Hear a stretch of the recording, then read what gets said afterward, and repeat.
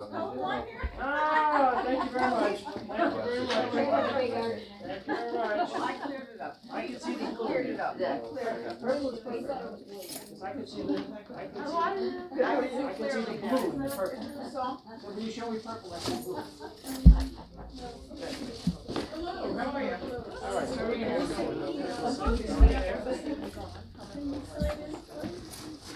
see. I have. Activities. You're Southwest over. But we're going to be starting again. We're starting in middle of Park. Is that definite? For some reason, she said to call Okay, so her it's not in that. It's not June. definite. Just, Well, but it is. She says, it is definite. she Okay. says, we're happy to have you on board. So Call we're me in June. going to September. September? Yeah. September was the Metaphysical one in Midland Park. Yeah. And we're going to do Metaphysics through the mystical world. Yeah. Okay, good. And we're still doing the full moon meditation and the book club. The book club? Yes. The full moon meditation. You may sign it, you may sign it for you. Nobody's been coming, so we. I'll just say we have meditation service. Just check the website. Okay.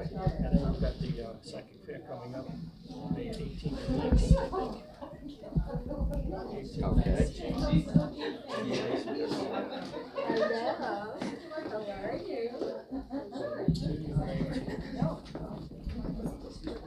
Oh, that's next week. What are you up to? Oh, I am So quick. That's one.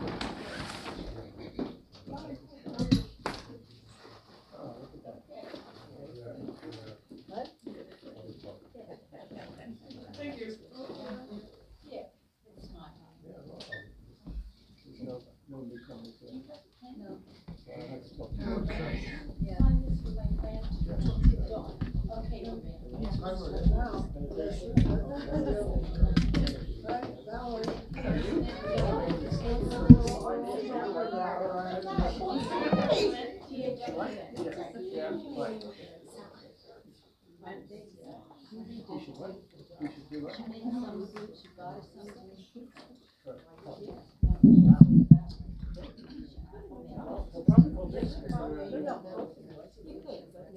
Both of us.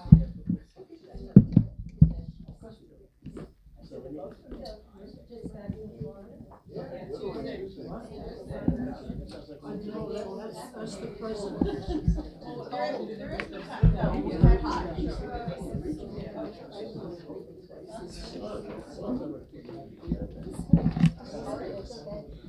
Wow. All right. Well, yeah. Hey, I'm open to it.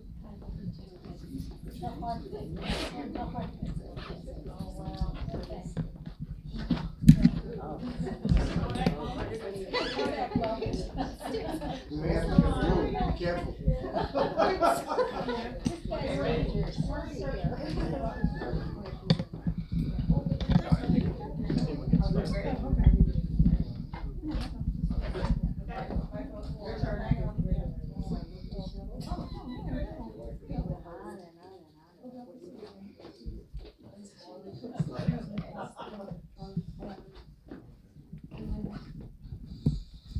We will begin as soon as the photo shoot is completed.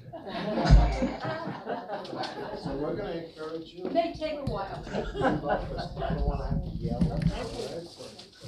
And if you sit back here, I'll make you ask questions. If you sit up there, I won't put you on the spot. Hello, everyone, and welcome, welcome. We have a migration. Migration to the front of the room. Look at that. I'm sitting right there.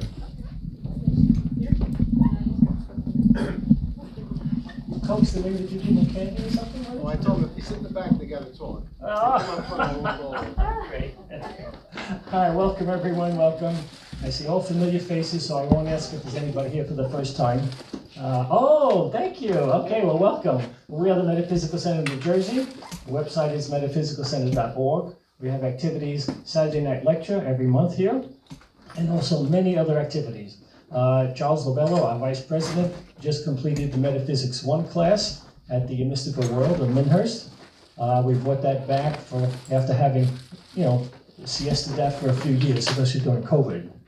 He will be teaching Metaphysics 2 at the Mystical Center, upcoming. Do we have a date for that yet, Charlie? It'll be in the fall. In the fall, okay. In And September. okay, and also in the fall in September, we're starting Metaphysics 1 at Midland Park Adult Education School. All right, so feel free to take advantage of that. Charlie also has a book club. So again, the information is on our website. There are meditation circles. So the website has a plethora of information. The upcoming event is also next weekend, which is a psychic fair. It's remote, so please sign up. Makes a wonderful gift for Mother's Day, by the way. And we have many wonderful psychics. These psychics have been with us for years. They've all been vetted out, and so they are tremendous. So feel free to get a reading for yourself or for a loved one. Registration is on the website also. All right? So if you would, please turn your cell phones off, and we'll begin with a short meditation by Charlie before we introduce our speaker. Thank you, Bill. Can somebody in the back dim the lights? Great, thank you. We'll lose the stream, just so you're aware. The stream will go down once it goes dark. For some reason, it doesn't. That should be okay. All right, good. All right, if everybody can get in a comfortable position, preferably with your feet flat on the floor, your back straight, that helps the energy flow through your kundalini, top to the bottom. And we'll begin.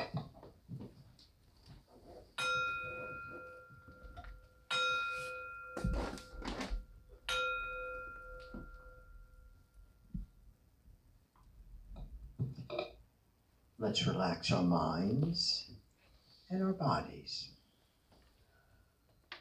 Breathing deeply and gently. Take long, slow, deep breaths.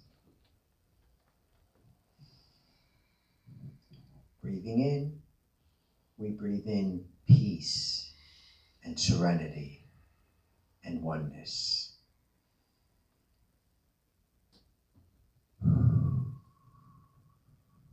And breathing out, we exhale any tension or negativity that we may have in our bodies. And just send it down, down, deep into the earth to be neutralized by Mother Earth. Breathing in peace, breathing out tension. Do that 2 more times on your own.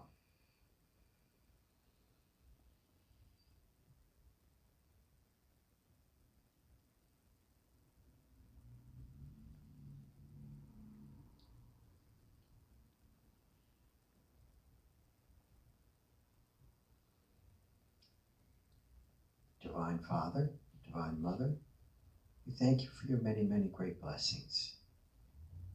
To the holy saints, holy masters, holy gurus, we thank you for your guidance, your protection, your love, and your oneness.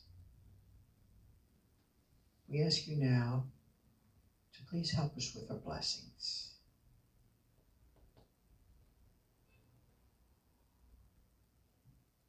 First, we'd like to ask for blessings for all the spiritual organizations in the world who are trying so hard to spread light, love, and peace.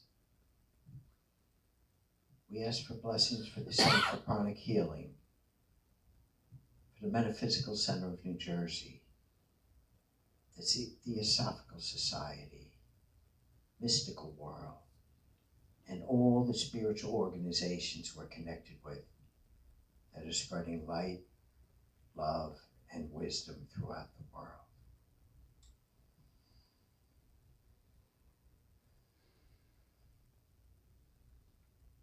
We ask that our homes and our families be blessed with love, light, peace, prosperity.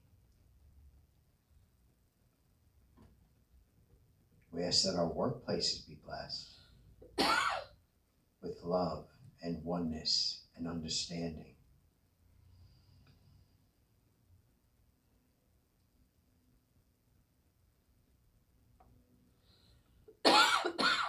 Finally, we ask that Mother Earth be blessed. May the earth be blessed with clean air, clean water, good health, happiness, and spirituality.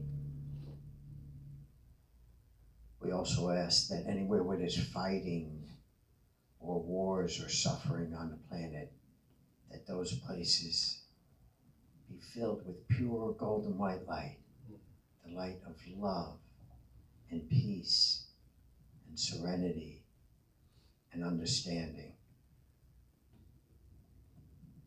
And that anyone who might be suffering or who feels alone in the world, may they know that they are not alone, and that there are people there willing to help, and all they need to do is ask. We ask all this with thanks and in full faith. So be it.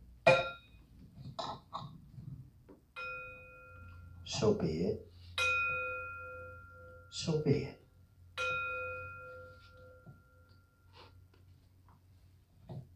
With gratitude, respect, and love, we thank you. And when you're ready, slowly bring your consciousness back to the room.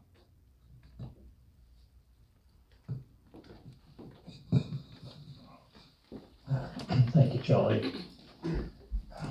Reminding us what's really important in life. Thank you. I'd like to introduce our speaker now. It's Dr. Ken Harris.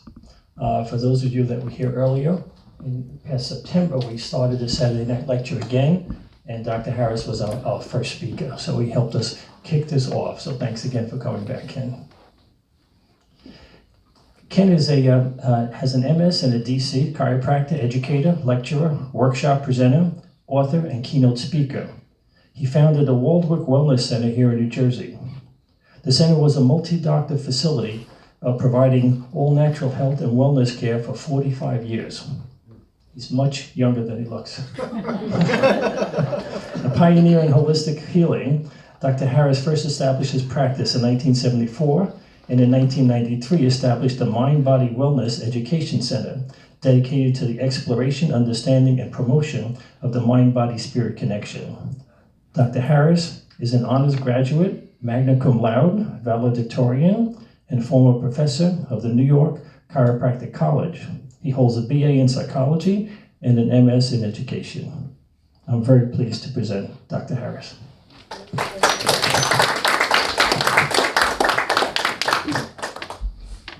You forgot to tell you that I knew him for 30 years and I never met him until recently.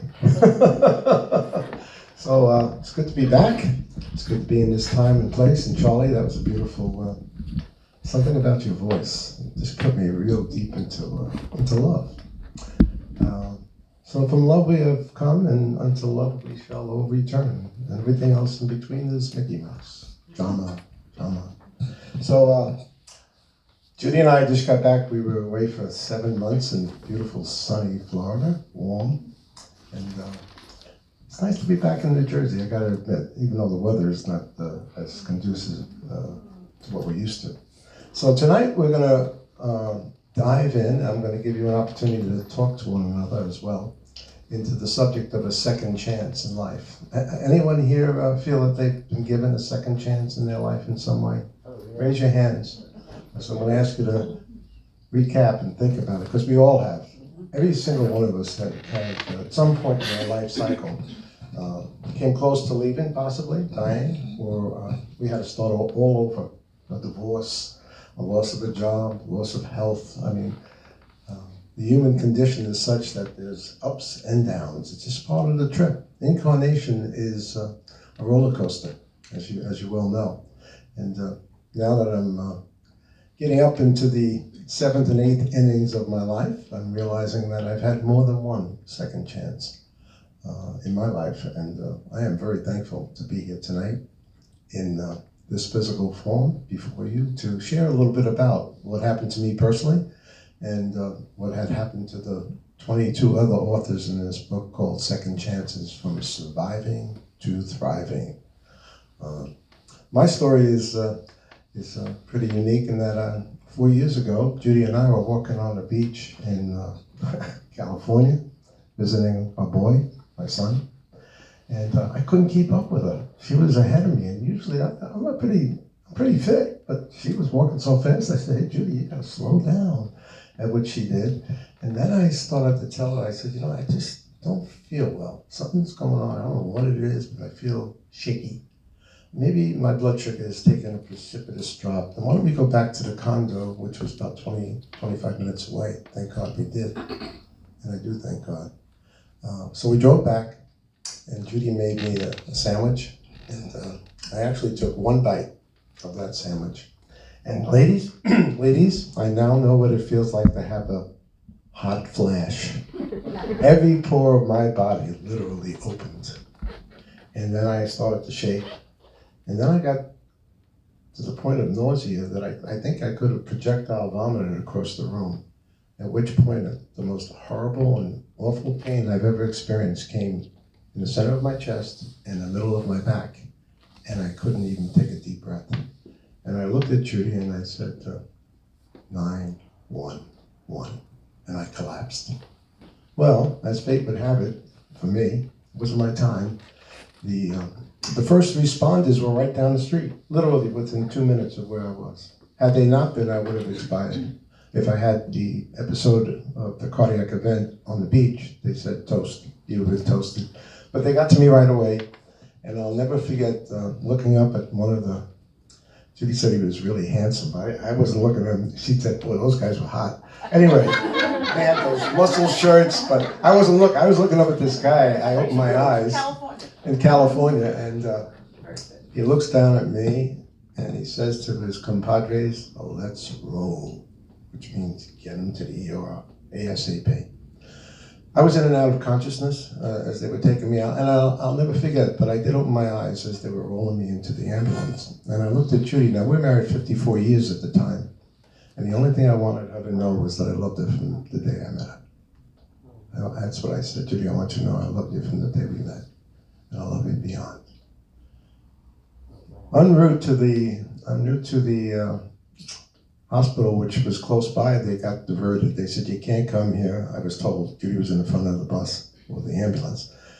They made an executive decision to go north to another hospital, City Hospital, which is about 20 minutes away. En route, there was a car accident, and the ambulance comes to a stop.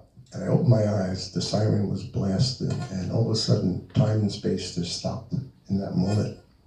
Well, these gentlemen who had met me minutes before didn't ask me my religion, they didn't ask me my ethnicity, they didn't ask me anything about my politics. They had one concern, and they didn't want me to die in the back of the bus. They crossed the divide on the highway and went north on the south side to save my life. Wow. I get taken into the ER. Open my eyes again. Are there any nurses here? Anybody here a nurse? The first nurse who received me, she leans in, and I think she's going to give me an adjustment. I'm a chiropractor, right? So she cradles my head gently, and she, one hand on one side, one hand on the other, and she whispers, "We got your back, and we're going to take care of you." Wow, what a reassuring thing to hear. Then I get taken into the ER. There's 15 people working on me. There's one little Asian doctor who's calling the shots. He was like the ringleader. But everybody knew exactly what they should or shouldn't be doing. And I got stuck with pins and you name it, they did it to me. I don't know if you know this, but first thing they do when you're having a heart attack, they rip your clothes off. They literally rip your clothes off. And you talk about humility. Here I am, bare ass, butt naked in front of strangers. Who cared?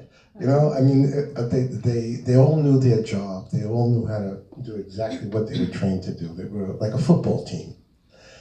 So I'm in the STEMI lab, and this little roly-poly, I call it, doctor comes in like this. He says, "Hi, I'm your cardiologist, and if you don't let me do this in the next 2 minutes, you're going to die right here."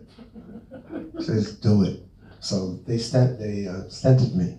My right coronary artery was 100% blocked. And she was able to insert, I don't know if you know this, but they go through your groin. And that needle's about that long. Of course, I didn't feel anything because I guess they gave me fentanyl or something. I don't remember. But she was the boss. I knew in the tone of her voice that she wanted to save my life. And I didn't hesitate, saying yes, go. So, half hour later, proximal distal stents open, pain's gone, up to the ICU. Now here's where it gets interesting. There was a period where I actually came out of my body and I was observing the people working on me. So I had an OBE, what you call an out-of-body experience. I didn't die. And people say, did you die, Dr. Ken? I don't think so. I think my experience was I met the soul of Ken. I met the presence of the one who dwells in this body, which is the same one that's dwelling in your body, by the way, because there really is, at the fundamental level of consciousness, just one soul. We're all part of that one, the Great Spirit. We're individuations of the one, let me put it that way. And I was in the presence of what I would describe as unconditional love. It's hard to articulate. You know, people say, what was it like? I really can't. People say to me, Ken, could you describe chocolate to me? I say, yeah, have a piece, Charlie. You want to know what it's like? Yeah, have a piece. It was peaceful. I didn't plead with God or the entities to come back. I was okay if I came, and it's okay if I went. But it wasn't my time. I actually heard the soul voice say, hey, you're not finished. Go back and finish. So I came back into my body, and here I am. And I'm happy to be here. And so is my wife, happy to have me, I think. You still happy to have me? Depends on the day. Depends on the day, you see. We always say, we're married 55 years. She said, well, it's not January 26th. It could change. Anyway, so that was my experience. I felt like I was given a second chance to complete my mission. We're all here for a reason, by the way. Everybody in this room is incarnated for a reason. And may you be so fortunate to express that before you take your last breath. They say the people who die easily are the ones who live life fully. And the people who die with great regret are the people who didn't do the covenant, they didn't fulfill their mission. So if you got a mission, do it while you still can in this physical body. And that is no big deal. That's what I found out. Prior to that, you know, I've been involved with metaphysics my whole life. And, you know, I had this belief, I'm not my body, I'm not my mind, I'm not my emotions. Then who am I? Well, I am the witnessing presence, as our friend Ram Dass would say. I am loving awareness. Right, Charlie? He met Ram Dass. By the way, I met him too a couple of years back, maybe 10 now. And that was the closest I came to being in the presence of unconditional love, other until I had this out-of-body experience. I remember meeting him, I actually got stoned. I used to do drugs when I was young, but I got stoned on life. This man, anybody know who Ram Dass was? Some of you are shaking your heads. Here he is in a wheelchair, paralyzed, in diapers, and in total bliss. And so when I had that audience with him, it was timeless for me. And I don't even remember driving back across Maui. He was on the island of Maui. I was there visiting Wayne Dyer at the time, and I don't remember driving back. That's how blissful, how blissed out I got. Anyway, I think bliss is our true nature.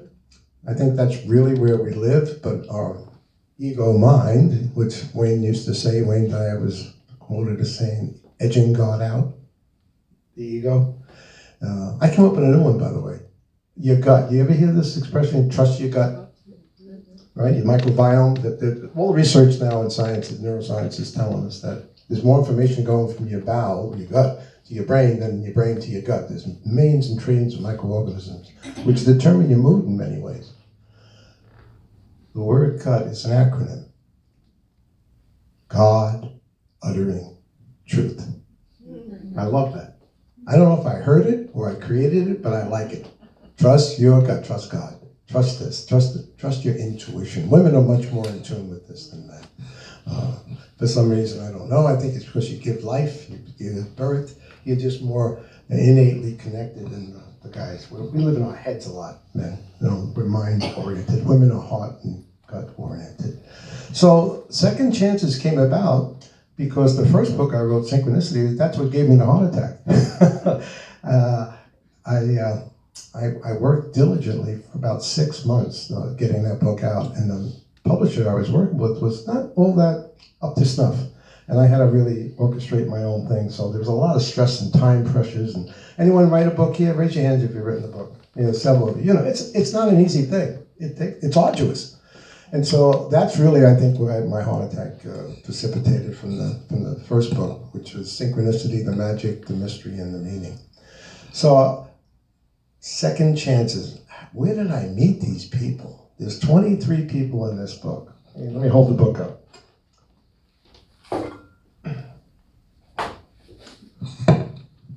This is what the book looks like, and on the cover you see this flower. You know, you all know what that is. That's the lotus flower. And the lotus flower, unbeknownst to me, actually, am I still on the thing on the radar here? I'm moving around there. The lotus flower is a symbol, is a spiritual symbol. It's rebirth, renewal, resurrection, overcoming life's adversities. All the stories in this book are about people who overcame some of the most tragic things you could have ever befall a person. I'll give you a little synopsis of some of the people. But I met every one of these authors through synchronicity. They found me. I've been on a lot of podcasts. People heard me interviewed. They called me up. They said, "Hey, I got a second chance. Can I be in your book?" I met one lady. I was standing in Florida. Excuse my French, at the Badass Cafe. That's the name of the cafe, and they import coffee from Maui. All right, so I've never been there. And I used to travel to Maui quite a bit with Judy. We've been there 5, 6, 7 times, and visiting Wayne Dyer as well. And I'm online, and this lady's behind me. She taps me. She says, "Hey, you ever have this coffee here?" I said, "No, it's my first time. I'm a first-time virgin. But I know it's probably good. It comes from Maui." She says, "Well, sir, you're going to find out this is the best coffee on the planet." I said, "Really?" She says, "Yeah, every time I come from Florida, I come from New Jersey," she tells me. I said, "Oh, there's a synchronicity. I'm from New Jersey." I made a connection. And she said, "Oh, you're going to enjoy it." So I get up. She says, "You should buy a pound." I said, "Okay." So I buy a pound of coffee. I never look at the tab until I come outside. $59 for a pound of coffee. I told my beautiful wife, "Hey, Judy, is that normal? $59? How much does coffee cost?" She says, "Take it back right now." I was embarrassed. I said, No. The good lady said it's the best coffee on the planet. $59. That's what, about $10, $12 for a pound of coffee usually? 4 times the price. I think it's the airfare. Anyway, bottom line, this lady runs up. I said, "What do you do?" She says, "I own a title company, insurance." I said, "Oh." And I said, "I'm writing a book. I wrote a bestseller called Synchronicity, and you're from Jersey, I'm from Jersey. It sounds like a synchronicity to me."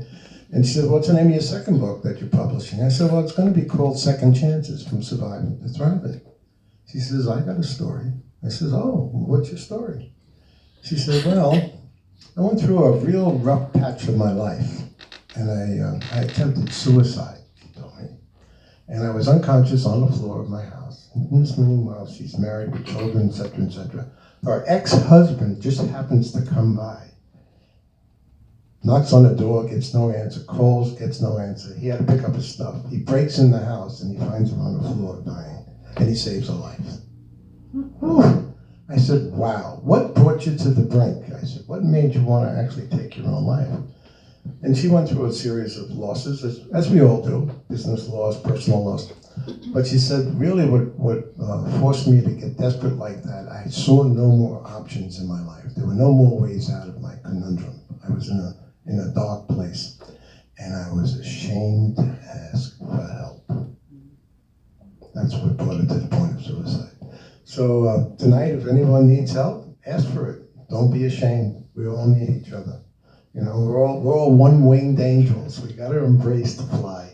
And she spoke at the book. The book was launched at the Life University in October. 15 of the 23 authors showed up. It was so powerful because when people tell their story, it's 10 times more impacting than when you read it.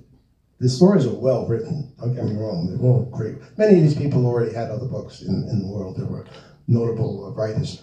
But when she got up and told her story, there wasn't a dry eye in the house.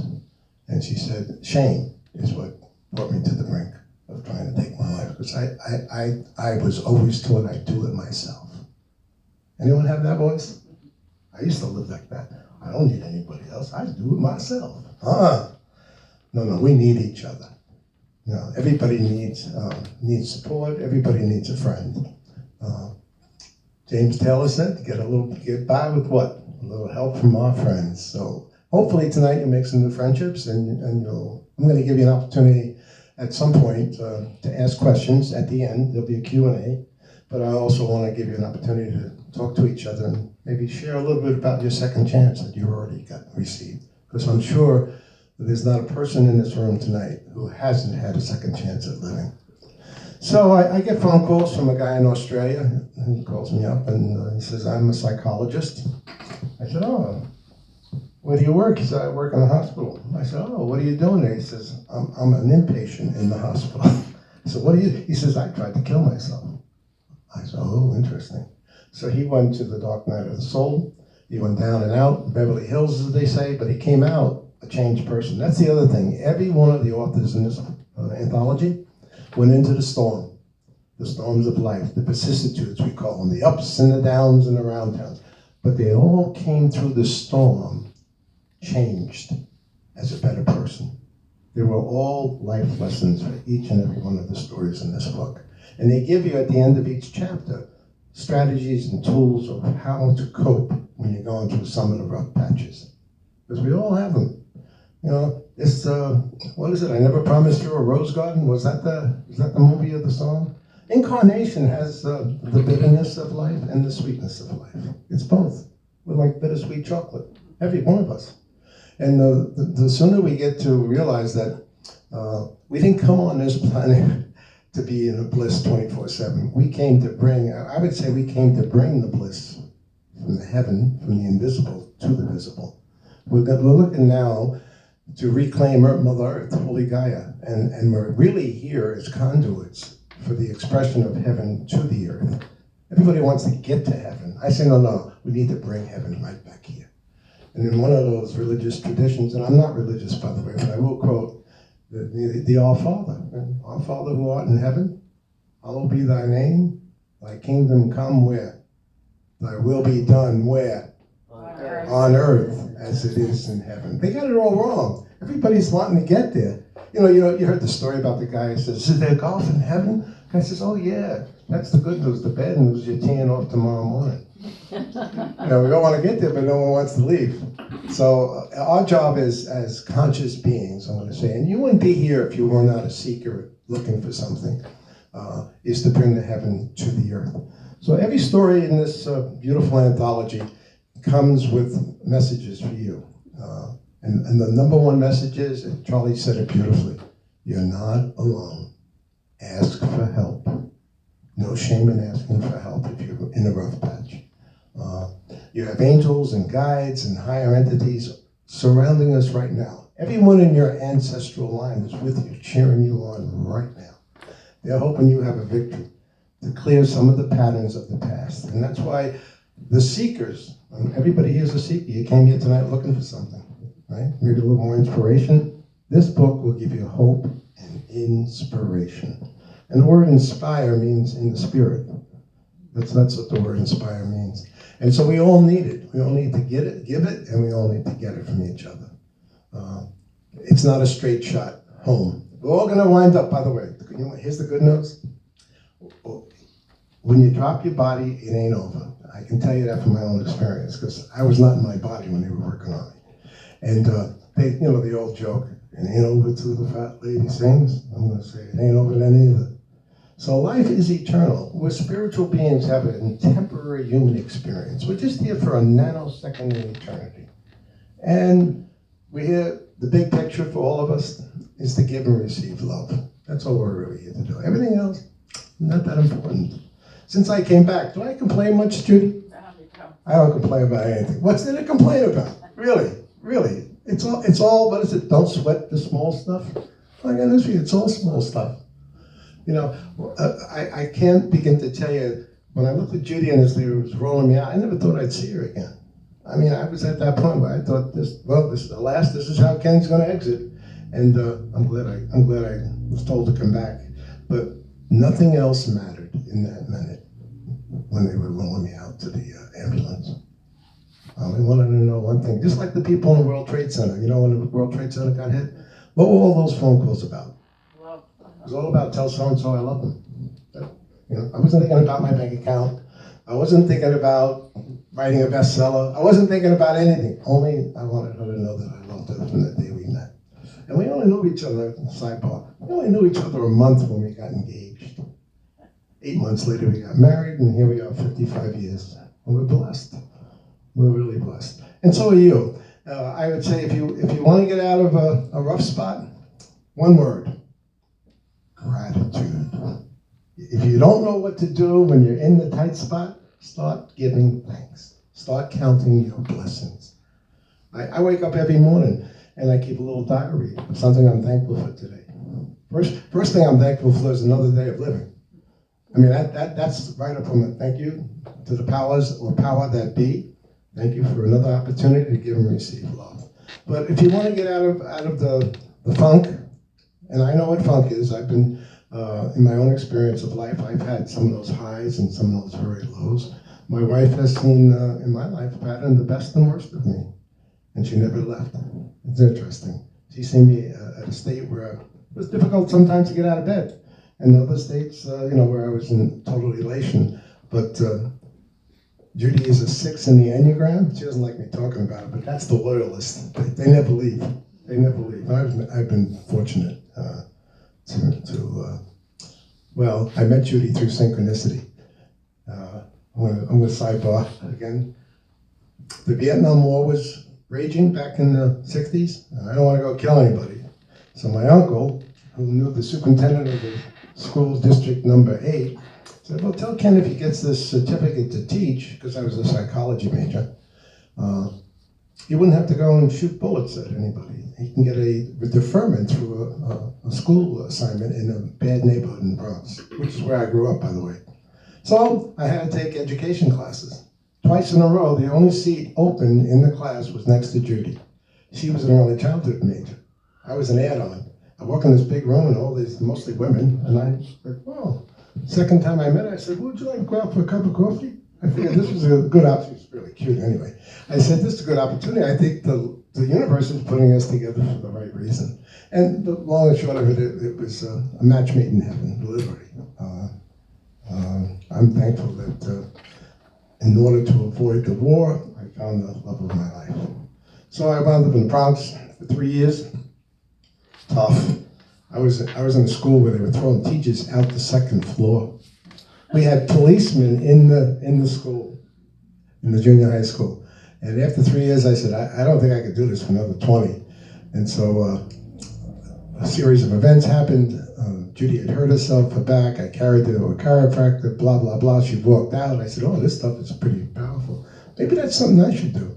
And on the second follow-up visit in California again, I picked up a brochure. It said careers in chiropractic. You ever just get an innate feeling that this is something you're supposed to do? And that's why I changed from being a teacher to a chiropractor. And I had a family practice for over 50 years. Cradle to grave, womb to tomb. We had a family, we had children and 100-year-old people coming. Because many of you don't know this, but chiropractic has nothing to do with your back. Chiropractic is a whole system of healing and prevention and wellness, and that's what we emphasized. We wanted to teach people how to stay well, not get better after they got sick. You know, they say an ounce of prevention is worth 10 million pounds of cure. So we had, I guess the greatest accolade I ever had in practice was women would bring me their babies from the hospital before they go home to have them checked. People used to say, what's wrong with the kid? It's got a bad back? No. Getting born can be traumatic sometimes, and they can get subluxated at birth. So the baby won't be able to tell you, but we would check them at, hours to days old, including my grown grandson. I had to go to hospital to adjust him because he had a rough ride coming in. And, well, thank God his grandpa was a chiropractor, so he didn't have to suffer the rest of his life with disabilities. So let me tell you a little bit about some of the other stories, because I've been talking about myself. There's a lady in this book, her name is Kia. Kia calls me up. She's a podcast interviewer, and she said, I heard you on this other podcast. I want to interview you about this book called Synchronicity. I said, oh, okay. I said, where do you live, Kia? She said, well, I live in a little town in Faber, Virginia. I said, where's that near? She said, near Charlottesville. I said, okay, I know about Charlottesville. My daughter went to UVA. I said, I'd be happy to be a guest on your podcast. I said, well, where do you live in Virginia exactly? She says, well, it's a town called Faber, and I live at the Synchronicity Retreat Center. I said, oh, really? I said, are you kidding me? So she turns the camera around, she says, synchron, and I see it. I said, oh, that's a true synchronicity. You're going to interview me about a book on synchronicity, and you live at synchronicity. In any case, they were a spiritual community based on the principles of sound healing. They created the hemisync thing where the right and left hemispheres would coordinate. They had an American guru who was a musician. In any case, I said, how did you come to be at this center here? She said, well, my husband was the director for many years.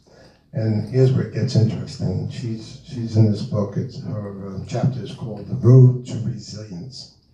She said, well, Ken, and she paused, my husband, Alan, and my 13-year-old daughter, Naomi, along with about 8 or 10 members of our community, were hired by the Indian government to come and teach them this new form of meditation through sound.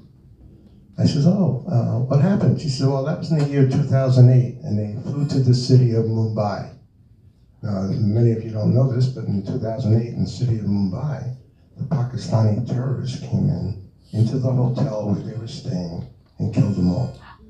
So she lost her husband and her 13-year-old daughter. What did Kia do? She got on an airplane sometime later, flew to India, and offered healing to the people who murdered her family. That's a high bar. So she's a beautiful soul. I said, you know, that sounds Christ-like to me. Coming from the Bronx, where I grew up, I would have been inclined to get an AK-47 if someone killed my family, and want to go over there and get, an eye for an eye, what we see going on now in Hamas and Israel, unfortunately. But no, she had the wherewithal and the depth to go and offer healing to these people. Now she runs a foundation called the One World, One Peace Foundation. So that tragedy compelled her into a whole other trajectory of her own life that she never saw coming. Some of the other stories in the book is my good friend Bobby Deneen. I met Bobby Deneen eating, where were we, Judy? We were in Captiva. We were on Captiva Island in Florida. It's up near Sanibel. And we went to this place called the Key Lime Bistro. Anyone here like key lime pie? Best key lime pie you ever had. Key Lime Bistro in Captiva. So we're sitting down, and the tables are very close to each other, and the man's wearing a t-shirt with a saying on it. And for some reason, he turns around, and he smiles at me. And my innate response was, sir, I don't know who you are, but you got a $1 million smile. You know what he said to me? That's what it cost me to get that smile. I said, what happened to you? Well, Bob was a lineman for a power company, and his friend asked him one day to please come and help him take down a tree because he was used to climbing. Well, Bob is that kind of guy. He's from Wisconsin. He would do anything for anybody. He's one of those Midwesterners. By the way, the Midwesterners in Florida, the best people. East Coast, West Coast, I don't go there. On the East Coast of Florida, you won't find me because all the New Yorkers and New Jerseys and Connecticut people. But you go to the West Coast of Florida, Naples, Wisconsin, Ohio, Illinois, Minnesota, salt of the earth. Anyway, so he said yes to his friend, climbs the tree. Unfortunately, the tree snapped. He falls 24 feet straight down on his face. Breaks his entire cranium, mouth, lacerated his aorta, ruptured his spleen, broke both arms. They gave him last rites 3 times. They called him the Miracle Man. He survived. 6 months, he had his jaws wired shut because he couldn't eat, couldn't talk, couldn't eat. He came through it with flying colors. And now he works in a DAA program, helping other men. Thousands of men know Bobby Deneen because of his unwillingness to give up. He said, Ken, I wanted to give up more than once, but I knew that I was being spared for a bigger purpose. So he now lectures in Wisconsin, and I'm going to encourage him to do meditation tapes like you, Charlie. He's got that kind of voice, real somber. So Bobby Deneen is the Miracle Man. His wife told me, here's what happened to me. He said, Ken, when I hit, I saw myself in the future. I saw myself already in the hospital with my wife sitting at the bedside, which she did for 6 months. So he knew he was going to survive. He had an advanced, you might say, out-of-body experience where he went into the future. So that's what kept him going. He realized, well, if I'm seeing myself at the hospital, I guess I'm going to get through this. And he did. There are other stories in this book about, well, let me just read you some of the titles to give you a feel for it. And there are, as I say, 23. And there's by the way, there's something in this book for everybody in this room. There's a story in this book that's just going to give you, well, I always tell people when you buy the book and read the book, get your tissues out. Because they all have sad beginnings, but they all have happy endings. That's the thing. Everybody came through the storm better than when they went into the storm. And we need to hear that. We need to be encouraged to know, no matter what you're facing tonight in your life pattern, you can get through it. But you need to ask for help. Don't be ashamed to ask for help. That's the number one. And realize that you're not alone in this. You're not the only one going through this. You know, the human condition encompasses suffering. How long you want to stay in that place? Well, there you have some volition. You know, pain is universal, and suffering to some degree could be optional. You don't have to stay stuck. So let me read you some of the other chapters, titles, give you a flavor. This is like Baskin Robbins, 57 varieties. We got something for everybody here. You know, loss of your mind, loss of your body, loss of your property.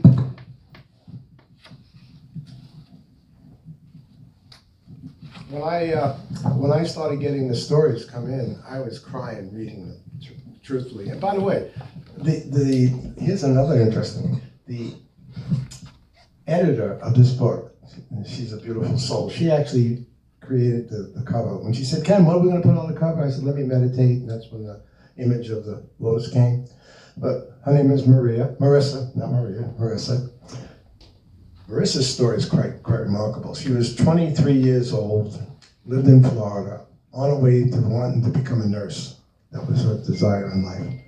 As she was crossing the boulevard in Fort Lauderdale, a drunk driver hit her at 50 miles an hour. Most people would have expired on the spot. She didn't. It took her 10 years in and out of wheelchairs. She had to learn to walk and talk and speak and do everything again. Winds up becoming Miss New York. Amazing from where she was. You talk about resilience and fortitude and not giving up. So when we launched the book in October, she told her story. She said, "Here I was 23 with the hope of getting married, having a family, and my whole life changed." And as they say, what is it? What do we say, Judy? Life can turn on a dime.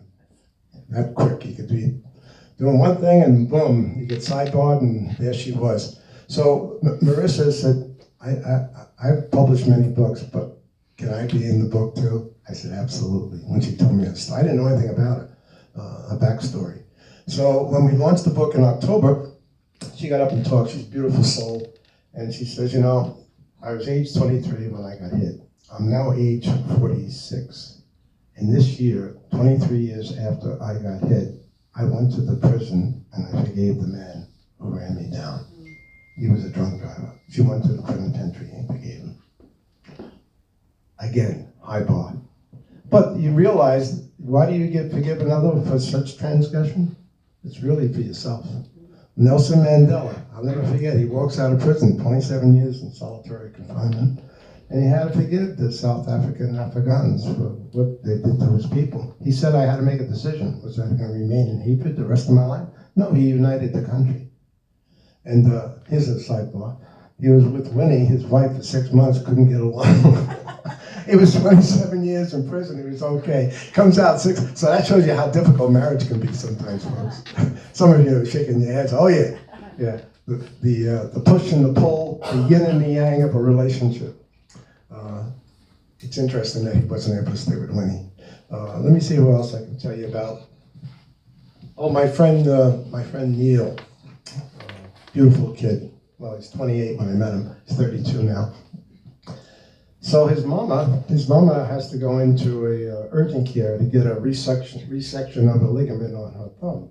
Simple procedure. They tell his sister, who's a physician, and the brother-in-law, who's also a physician, and Neil, just sit in the car. She'll be out in a half hour. Half hour, she doesn't come out. Half hour later, they find out from the anesthesia, she goes into a coma, and she dies 3 weeks later.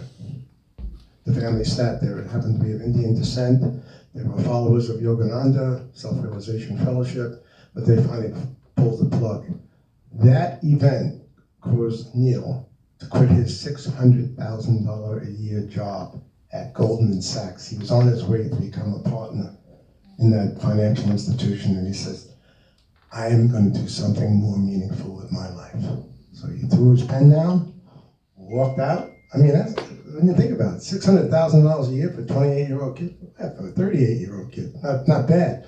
But that event, that tragedy, the loss of his mother, who he loved dearly. I mean, he was totally connected to the mama, who was a very spiritual person, compelled him. And now he's in the world. He's a coach. He's a teacher. He's an angel reader. He could come here and give a great talk, by the way. He channels angels, as some of you do here. I'm looking at Harriet. She probably does it too.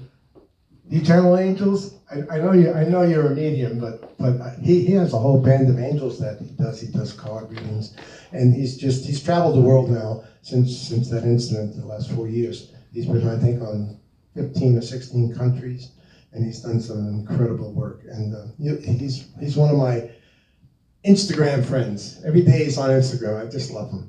And I knew when I met him, when he came to see me, that he was going to do something great with his life. But it was that tragedy that made him step out of what was his path, he thought, which was to become a big mucky monk in Goldman Sachs, to a spiritual profession. Who else can we talk about? Let's see. In the beginning of the book, there were 4 of them. There was Neil. Oh, my friend Eon Karas. Eon Karas. She goes to I guess it's a farmer's market, and they're selling all kinds of wares, and she buys a t-shirt, and you talk about synchronicity. She also wrote a book on synchronicity, but she buys a t-shirt that shows a house on fire. You know, a beautiful t-shirt, right? Well, what do you think happened that night in her house? It exploded, and she left. The only thing she had to her name was that t-shirt when she ran out. She goes into some great depth about it, but because of that incident, she now had to move she lived in San Francisco at the time, and she, as fate would have it, or life would have it, someone offered her a little cabin in the woods to kind of recoup. She had nothing left, no insurance, no money, nothing. But the universe conspires when sometimes when you're down and out, help comes in the most uncanniest of ways. She wrote a best-selling book called Synchronicity, Following Your Destiny. So she followed her path as a result of that tragedy, and now is she's a shamanic healer. I'm going to have her come up and do some work at my office, I think, next month. Well, maybe we can get her. She'd be another great speaker. She's also world traveled and world renowned in her own way. She lived in Mexico. Well, actually, she lives in India. She lived in Mexico. She's been married and divorced. Her story, she had more than one second chance, that's all I can tell you. But that fire was prophetic almost, that she would buy that t-shirt that day, and that night, that's exactly what happened. Makes you wonder, doesn't it? Be careful what you think. Be careful what you say. The universe, somebody's listening, right? When people tell me, hey, Dr. Ken, you gotta go to this restaurant. The food there is to die for. You know, I say, hey, I want to go to that restaurant. Tell me the food there is to live for. I don't want to eat that food and die. Let's be mindful of our language. Ourselves are listening. Another thing people always say, oh, it's incredible. It's an incredible experience. I say, you know what that means? Not believable. Say it's credible. Don't say it's incredible. Language is interesting, isn't it? So I think what I like to do now is what's the time frame, Billy? It's 8. How much? Yeah, whenever we can take a break whenever you like. Okay, what I think I want to get you engaged. I want you to find someone you don't know in this room. Get up out of your seat. Go sit next to someone you don't know. And I want you to spend 5 minutes each telling something about you where you feel you have a second chance at life. So think first. Decide who's going to go.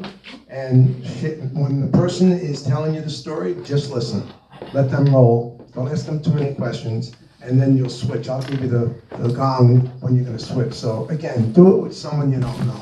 So you'll be less inhibited to tell the truth. All right. My show? Just pick 1 and 2. One is 1 and 2 is 2.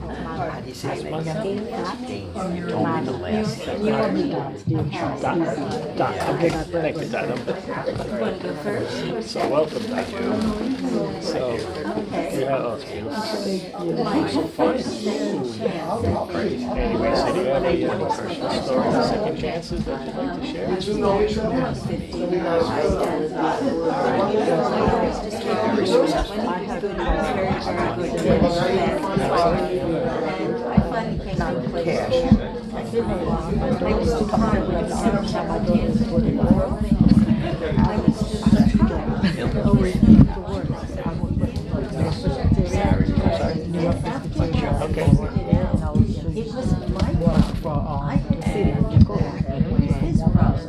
So once I did, I'm waiting for the light to turn green. I was reading the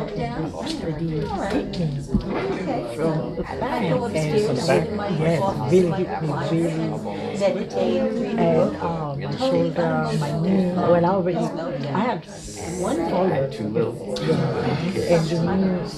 the pain exacerbated. Some reasons I could not walk, so they hit me.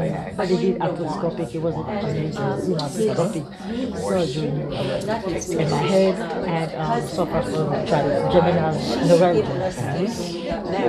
And all of a sudden, my memory, I couldn't remember stuff, I couldn't write, because I graduated, I had a degree. I could not even complete the sentence. For me now, starting to look, I'm not by books, I come to my house with the books. and at this time I was Okay, maybe I need to start all over. so what I did was I said I'm going to teach him a lesson and let It him was see tough, how because at the ugly time bad I temper was is. So it's my chance to get rid of this thing. So I'm playing it. Did you come to me? I go over, I said, temper? You want to see temper? I'm a redhead. Don't ever tell me about temper. So I go over and I told him this and I smashed the motherfucker. He shot. I didn't understand how it was this and I said, never want to see temper. and I'm laughing inside. So the rest of my life come back to slow down. He was not on his feet. So I think at that time, or after I came here, I was walking down, because I always like to go downtown and go for a walk, like at the street. So I saw this place, it was spiritual center by yeah, so I didn't know, I think it was like healing. I saw something. I went there, and there was someone there who embraced me. For some pressure, because sometimes when you go there, some people will look at you funny.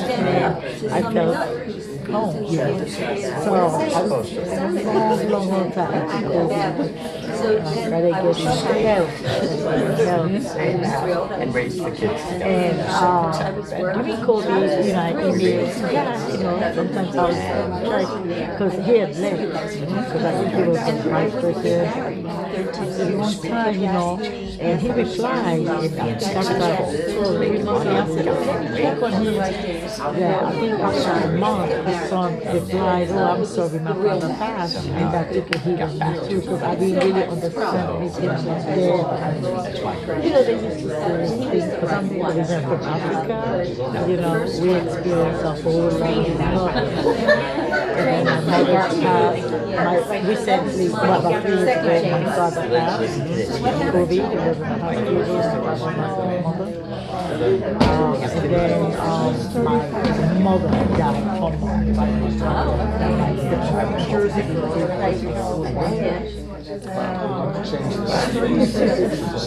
That's impressive story, yeah.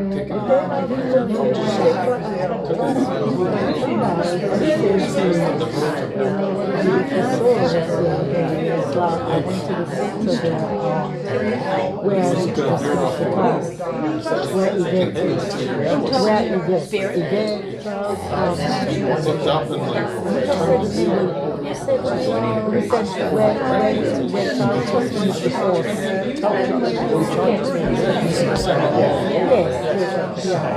That's beautiful. So you feel like there's a chance. So life is good for all. Well, I think up in the moment, I can do, you know, I'm getting better. Yeah, so my story is waiting for bucks and go up. I was in 1999 and everything started to collapse.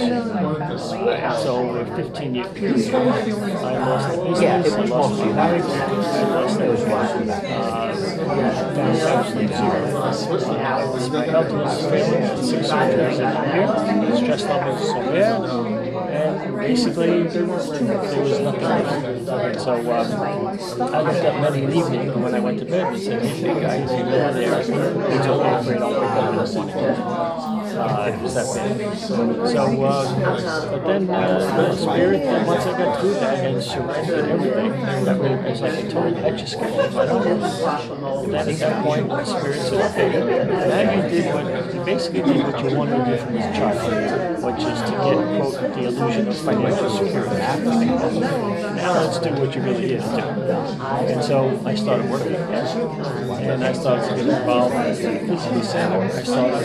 I wrote a book, which now I talk about consciousness in business, and so I was out there, so I really had to change all my websites and everything and tell people openly I'm interested in consciousness and spirituality in the business world. So now people know me for that, or I'm out there for that. And Spirit is taking good care of me.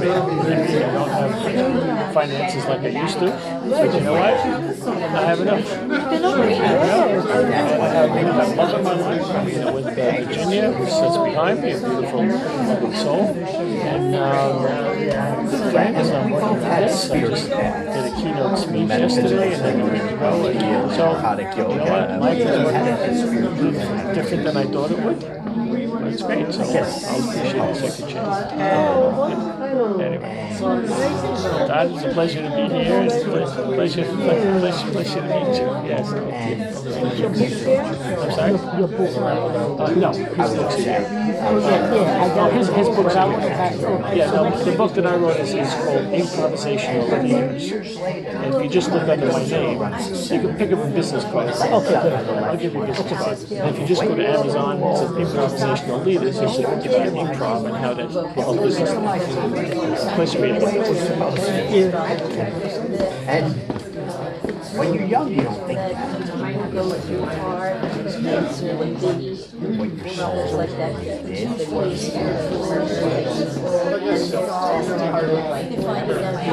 Just go to Amazon, type in my name, and it'll come up.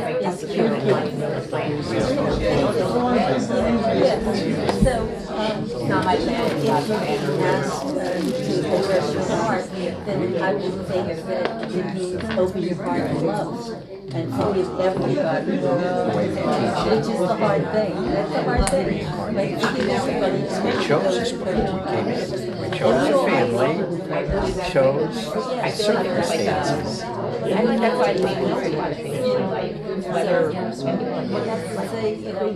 give others as you wish Whatever helps you.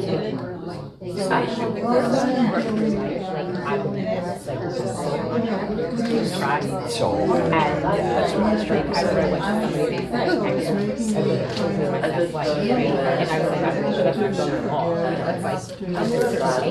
let it go. Frozen, kids moving, go, let it go, let it go. It's a good message for us, let it go.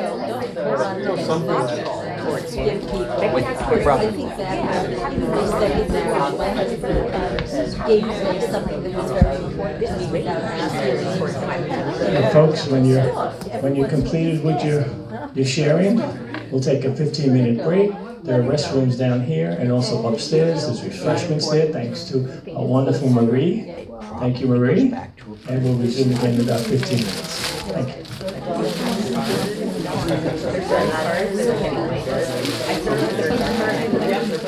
Like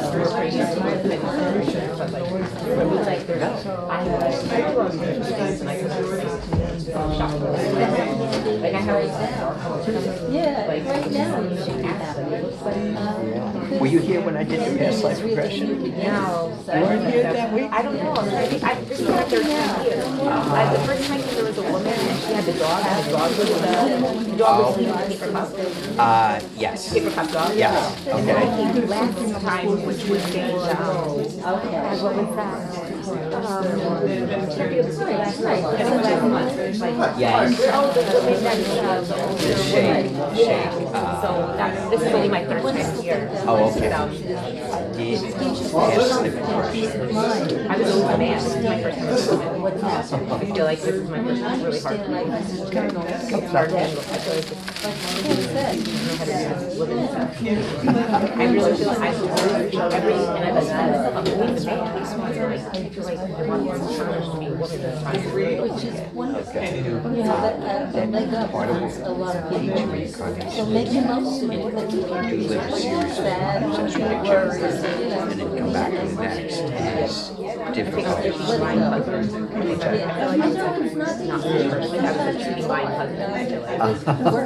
I feel like I picked some early or like challenge for myself.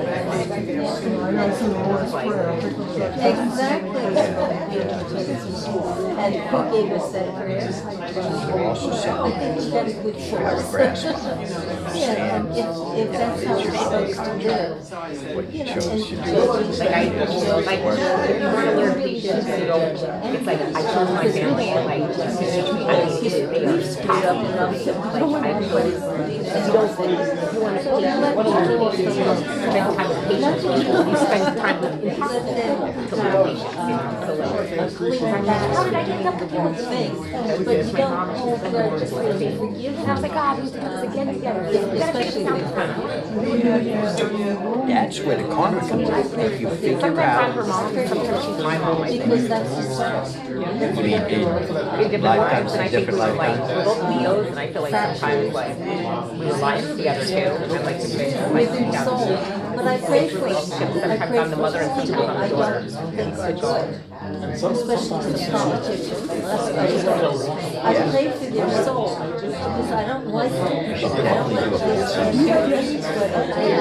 know So can you do it on yourself? Like, I do my best not to do that. What happened was, I would relax everybody in the meditation, count back, 8 or 5, And somewhere along the line, they got yourself. Or they had been down, or they had like. back to your child, then to your baby, now go back here. Does that mean I Previous lives. Floating above them. Pick one that's important. Come down into that one. Right? And then you come down to the life. And then whoever guiding you would say, okay, what do you see? What are you wearing? without getting without Standing next to you. Do you recognize that person? Right? So there's a whole series of questions. Do you recognize it? Then you might say, oh, that's my mother. But she's my child. But right? So, and then we go back up, come down in a different life. You know, so the session is long enough, right? The session could be 20, 30, 40 minutes long. It's like light hypnosis. Not like deep hypnosis. Are you going to have some tea? Yeah, I'm going to. Thanks for sharing this stuff with me. It's very interesting. I'll be back. I haven't told a lot of people that story. Oh, and I would never share anything. I'm just very. I don't want I've had a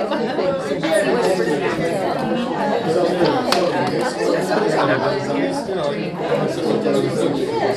we're both still here. I'm about your age, so yes. What? I was just saying that it's very easy to say intellectually. Okay, well, that's the trick. to make it real, emotionally and spiritually. That really, and I catch myself getting mad at my dead husband for something he did 30 years ago, which is stupid. You can't live in the past, but every once in a while, because it was meaningful to me, I really get annoyed. He was a good man, so he screwed up, but I'll get it when I get on the other side. So we all do the same thing, and to know it intellectually, so we don't make it so much time. Me too. I already seen it. I just keep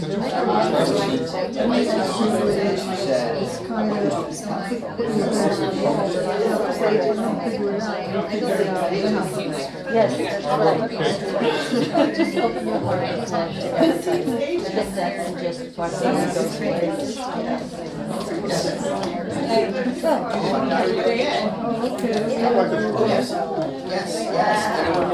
These are the metaphysical center.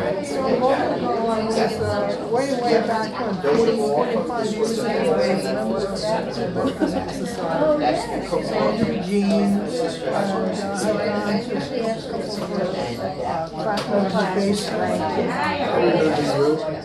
The last time I come in, I was sitting in the same spot. I remember I know something with you. Remember? Yeah. When I spoke to you in September? Yeah. All good. And then, but then they kind of dropped down, and then we back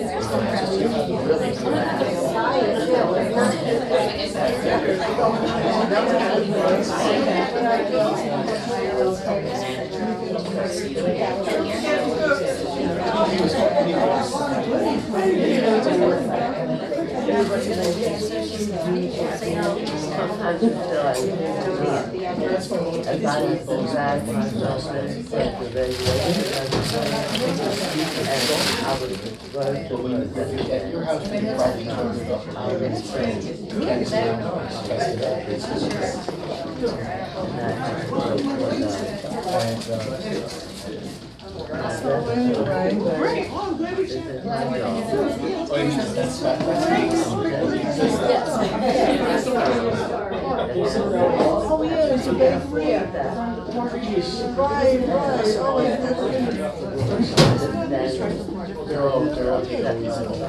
It's good. Oh, anyway. And plus, you may want something that's a little bit. You have to decide what you're like most people, you know, they're $150 we can pay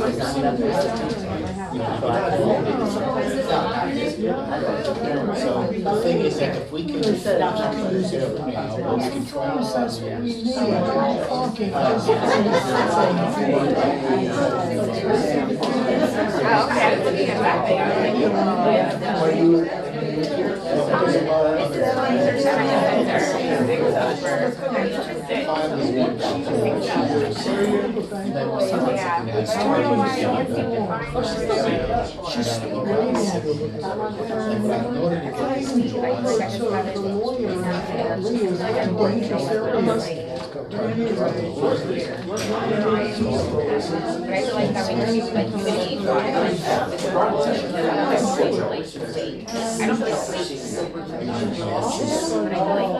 Exactly, I know. It's one of the things that I work hard on. I got an extra $160 and I got 2 checks at once and I put it on the river. So I'm okay. I'm able to do this. That's the rate. Yeah. Pretty simple, yeah. See, and I'm only paying $2,000 because you know, it's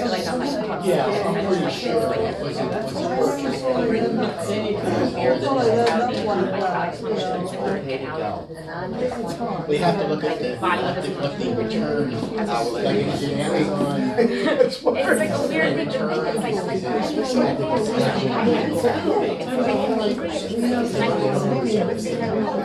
it's like if I want to do it, I'll go there. oh, I think I'd be better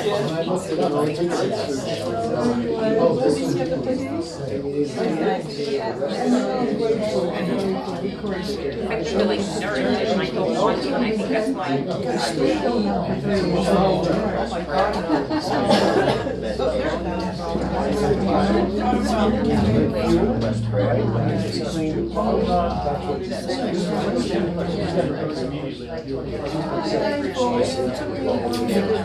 Unless you find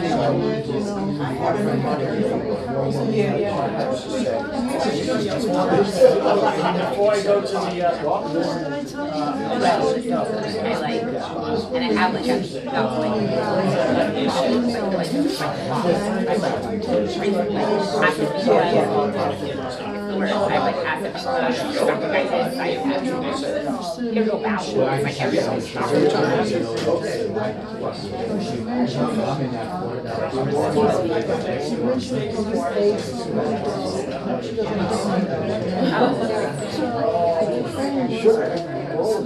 Oh, I live off of sugar. I just like sugar.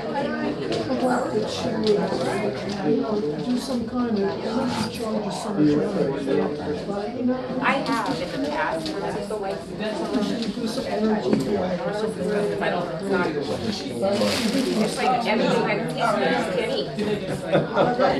Just say thank you. We're all in the same boat. Why can't the stuff that's like tastes good be good for you? Tofu has never been on my top of my list. Believe me, I would like to eat all this, but my body. Yeah, like why can't that be like? I'd be going to sleep. You wouldn't get the rest of the lecture. I start eating that stuff. Oh, that's interesting. It puts you to sleep, or it's like I feel like it wires you. I don't know. Well, initially you'll get a spike. It's like food coma, and then you're like. You go up and then. Yeah, but it tastes so good. It's so good. I admire your like discipline. Treats, lots of treats. Yeah, Marie does this from a bakery in Elwood Park. And I pass there all the time, so it's kind of a good bakery, right? Yeah, that's good. Stay home. You should just come home from work. Well, anyway. Have you guys been here before? Have you been here before? Have you been here before? Is it at bakery? No, Oh no, here, like work. Is this your first time here? It's my third time. I've come for like the last two speakers also. I always like just listening to stuff.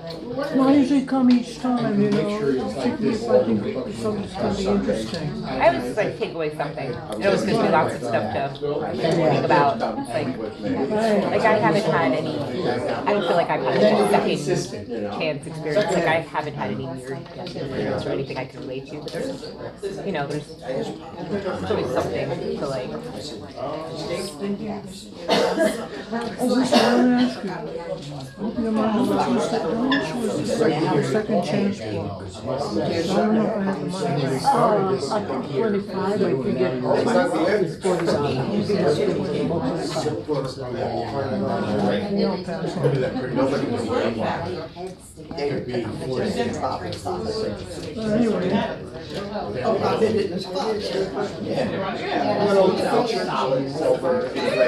Happy birthday, Pop. You know, there's a nice place also in Greenville that can sound the Unitarian church. Is this the owner?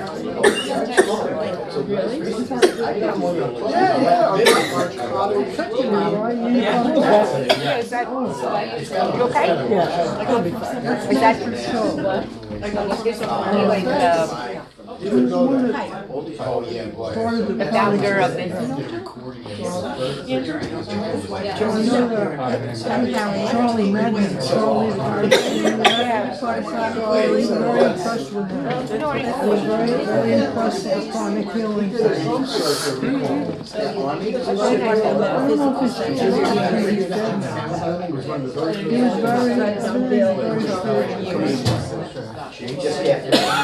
And chronic healing used to come to our fall festival. We used to have a You table. can't help noticing him, right? It's like hypnotic eyes. I feel like he's looking at you. Do you feel like he's looking at you? Like, I know you guys. I feel like he's looking at me, like wherever I sit, like. I think it's kind of like a blessing for him. How long have you been involved with chronic healing?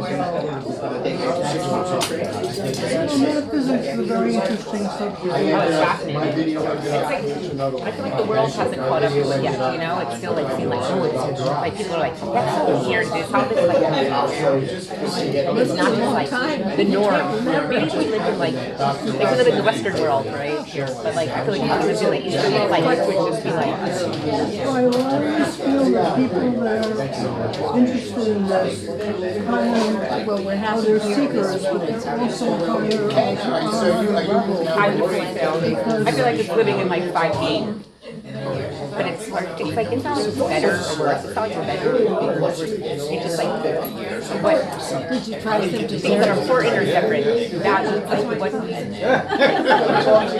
think it can be hard sometimes, like living in a 3D world where people are like, look, I'm an influencer, I jump up and down and take my, you know? You're like, I have like, I can't even, like I just like, how is this interesting? But I have to recognize like, it's not for me to judge. Like, allowing people to be wherever they are. Like I'm not here to like judge like or awake. To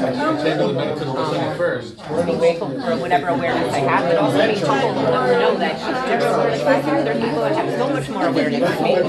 I haven't arrived. It's a beautiful mentality. Like knowing we're always growing. I think that's the thing, like we're always growing and evolving like every day. Well, it is like chronic healing. She comes here only for her dessert. And things fall into place. And I feel like everything in life, the key to life, what I think is, which is also the hardest, is we have to grieve our losses. Right, Al? We only come Life for is just a Marie's series of dessert. grieving.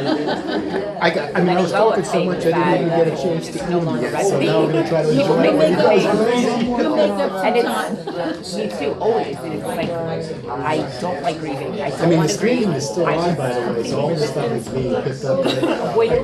Turn it off. I feel like that's what hurts me the most, is my let go of the things that I once loved, that I don't have, or the death of dreams, whatever it is. Like my physical, like, you know, at every 10 years, my body's, you know, I'm not like, I'm in my 40s, I'm not as agile as I was at 20, you know, it's like you get wrinkles, your body, you know, it's like, and not seeing that as a sad thing, you know, I'm trying to figure out how to celebrate the different stages of life as opposed to like, being like, why can't I move as quick, or why do I have back pain? It's like, you know, and I get mad at my body, that's not my you know, like, and I'm just like, I have to like, give myself some grace, just like, enjoy the process of growing, you know, it's like hard, it's like, oh, I used to be able to do that. Like, you know, recognizing, like, my eyes are not what they once were. I'm like, I first felt so little for getting smaller, and people were like, I'm not getting smaller, you can't see as well. Being able to like love your body for, you know, like being grateful that it's still operating, not that it doesn't do what it once did. I also believe in prayer, like when you're going through something. I believe in that too, and I feel like there's no right or wrong way to pray. For me, it's, you can, not like you have to say specific things, whatever you feel like, any place, and whether it's to like a person, place, whatever it is. Think back to like when I was younger, it's like religion tells you pray this way for prayer to work. So I'm like, I don't even know what I'm saying at the time. And I'm like, they're like, you gotta pray to that because it's healed. I'm like, who is that? Like, I do believe prayer and I feel like forgiveness. So like I said, gratitude. Well, every day you can grow, That's what I'm trying, you're not this late stage. No, but there is no, like, I feel like we're constantly, it's like, what is the theory, like, if you don't grow, you die. Like, when you stop growing, you die. Like, we're constantly, every day growing. And we're not in a competition. We're not in a competition, like, oh, this person's grown more. There's no, we're all on our own, like, I feel like we're all here to get different messages, learn different things. Like, we're not all, I feel like my lesson is patience. Yeah, me too. I'm like, it's like I can pray for patience, but I'm like, I get like hot so quickly. I can read every book I want about patience, but you don't learn patience by reading about it. It's by practicing, which is the hardest part. Difficult people, it's like, patience is not like, I have to work on that one too. patience is, I'm getting better. Yeah, you know, that, you know, you gotta look. Maybe you have to go through that song. Hey, sometimes when you look, you know how I know?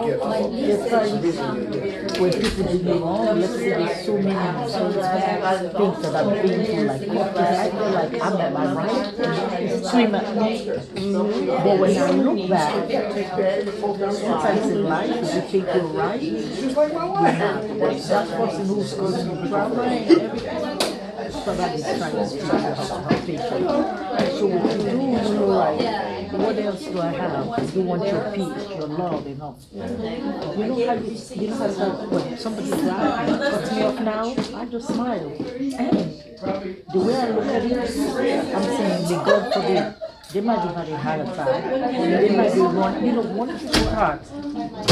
Anything you practice for 21 days. I like that. I did that straight 21 days. I like that the discipline to Do that for 21 days. You will discipline is a come. problem. I No, like no, that. every day, just keep remembering every somebody grabs you, take a deep breath and always think about where maybe they're rushing to the house. Just because of that one thing, every time you will see how you look at life. Like, hey, It's like having empathy for other people. yes, yes. It's getting out of like the self-centeredness. Like I've lived a lot. It's like everything anybody says, oh, it must be about me. It's like, no, it has nothing to do with you. It's their own issue. And I used to think, oh, you're doing it because it's against me. It's like they weren't even thinking of me. They're thinking of them. Yes, and you know what? Some people, they're not even conscious. That's the whole thing. They're not. And I lived like that a long time. And there's so many things that I have to feel like I'm not aware of everything. I have blind spots still. And sometimes I think I'm so right. I get righteous. And I'm like, but I love that. The driving, but it feels better too because how much energy does it take to be angry at a person for cutting you off? You're the one who swallowed it. The other person's Were you not. guys able to think of anything that was difficult in your life?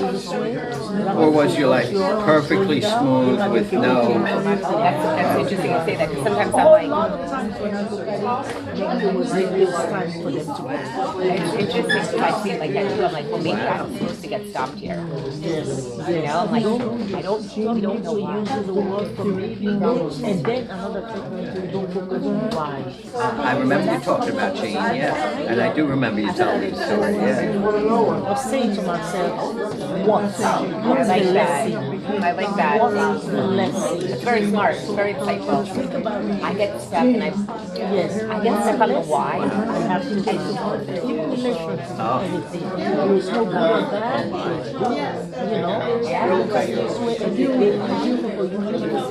however they take it, you learn lesson from that. Even if it's one day. Yeah. I feel like saying it's like will come into your life for a season or a reason, and you never for a lifetime, and you never know which one it is. So and it doesn't even matter. I just think it's okay. That was just for a reason. Oh, I think a lot of my relationships have been like karmic relationships. We just came together through something, and then a lesson was learned. And it's, I don't have any fear. I'm like, I feel like our time together, that's what I know. It's like we're not growing anymore. There's nothing, it's like, relationship. What we study, It's ready to. And a lot of people don't pay attention to the astral because recently I started looking back. then you are here, not less alive. Because you see, You're more I'm alive. from America, and our One of the authors community, said it's like people seeing in all see each directions other at around, once. and You when see you more, look back, you feel more. that particular person, yeah, because you were 18, Yeah. and now when you look to 40, and you see how, yeah, you felt like, this is not and it's still so cool. Oh, Charlie. Yes. So when did they add that extra picture of Charlie there? Wow, everybody too, you know, like. Like he's giving a blessing or something? At some point, they were attracted to me. At some point, our energy was shocked. Okay, so we're gonna reconvene. We know each other better now as a result of, I'm sure, got a little exchange. And we come to discover. And I was using it in propane, so.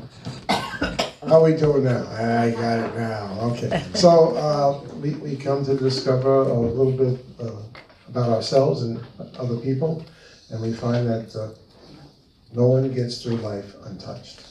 No one's immune. We're all in this planet, spaceship, traveling as passengers, and hopefully we'll get it back on course before it's all over. Right now, Holy Mother Earth is wobbling, and that's because mankind is out of alignment with the Source.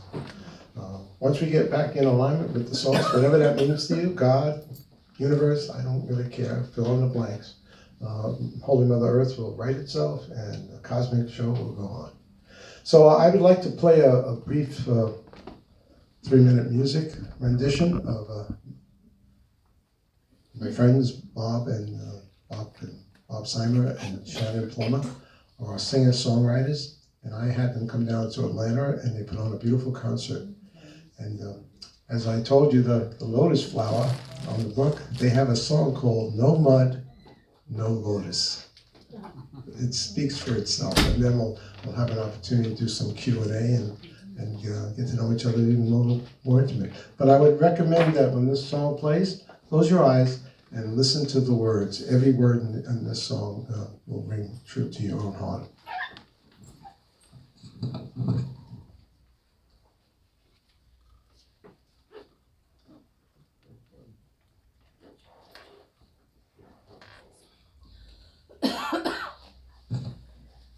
Why isn't it playing?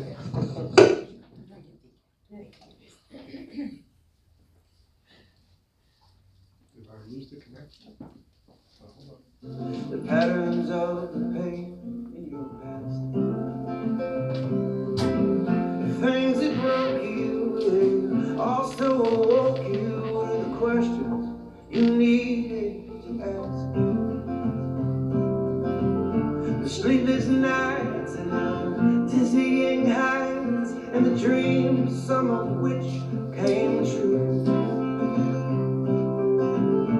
Took the breaks, heartaches, perfect mistakes, created this version of you. And everything you go through grows you.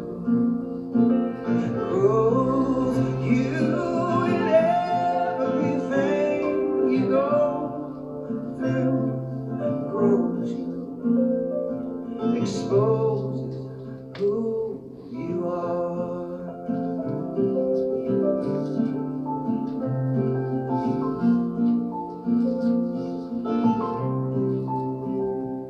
If it hurt, it made you softer. If it was hard, it fueled the hunger. If it touched you, your heart took hold.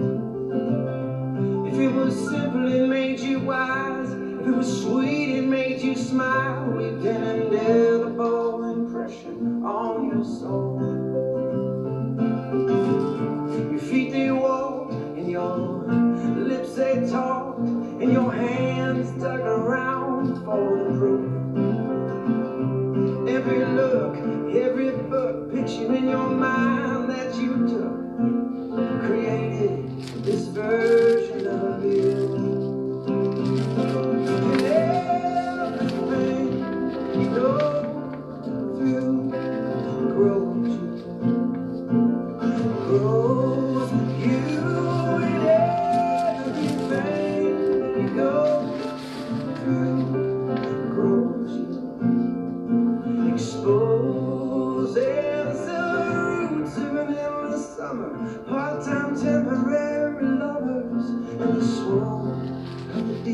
blue sky. And as the time flew, you planted and gathered your truth as it passed before your eyes. And the wound is where the light gets in, revealing the masterpiece just beneath the skin. And in the glow of your own light, your petals open wide, and you bloom right where you are. And everything you go through grows you, grows you. And everything you go through grows you, expose who you are.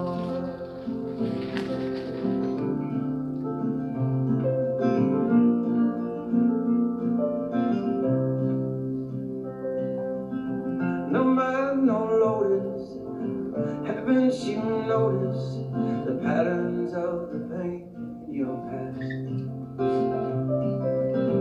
The things that broke you, they also awoke you to the questions you needed to ask.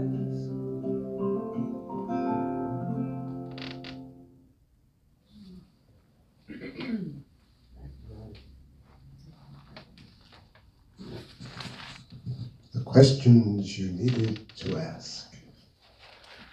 I don't know about you, but ever since I was a little boy, I would sit up late by myself by a campfire. And I would look up at the immensity of the nighttime sky. And I was particularly drawn to the constellation Orion for whatever reason. I came to find out later why. And I asked the question, who am I?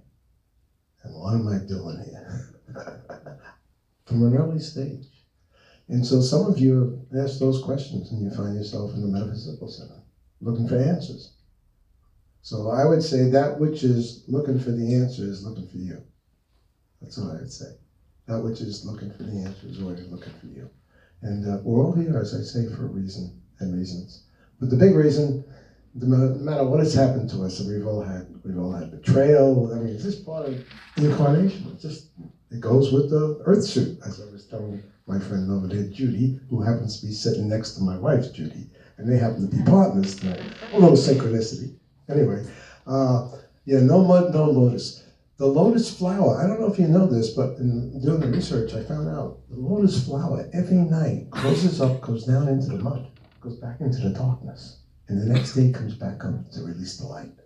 Isn't that amazing? And that's what's happening to us in our own lives. We've gone down, we've come back, we've gone down, we've come back. Now the challenge is to keep your head above the water.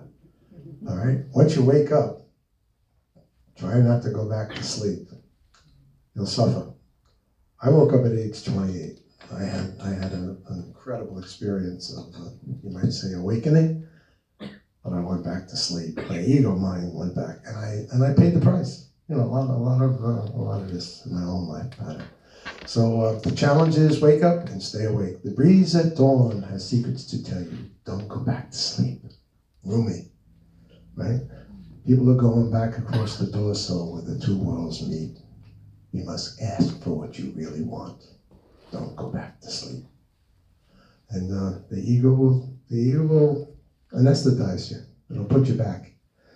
You know, I love the poem by Marianne Williamson. Who do you think you are to be so wonderful and great? You know that poem, right? Some of you are shaking your head, right? And it's true. The ego will tend to want to put you back in your place and say, who are you to think you could do that? Well, I'm telling you, if you think you could do something, you probably could do it. So start fantasizing. Start using your imagination. I always tell people, if you want to know your next step or what your next profession might be or job, if money were no object and I knew I couldn't fail, I would love to blank. And I tell people, put that pen and pencil by your bedside at night, and the first thing you do when you wake up in the morning, fill in the blank. Do it for 30 days. If money were no object and I knew I could not fail, I would love to, and don't tell another soul. Don't tell your spouse, don't tell your kids, don't tell your friends, because they're going to tell you, you really think you could do that? And they'll try to negate it. And a pattern will emerge. You'll figure your next step. The big challenge today is to be more mindful and listen rather than think. We overthink. The heart will never lie in the microbiome. Well, I told you what it means. God uttering truth. Go by your intuition. So I'm going to read one last little piece that someone wrote here, and then I'll open it up. We'll have about 5 or 10, 15 minutes for questions and answers or sharing. And one of our authors, Eon, has a way with words. She's the lady with the t-shirt with the fire. I love her too. I have made, these are my people now. This is my new tribe, the 23 authors. We meet once a month on Zoom, and we've gone deep with each other. As I say, when we met in Atlanta, and each person told their story, and there wasn't a dry eye in the house. So Eon wrote this, and I'm going to share it with you, and it's short.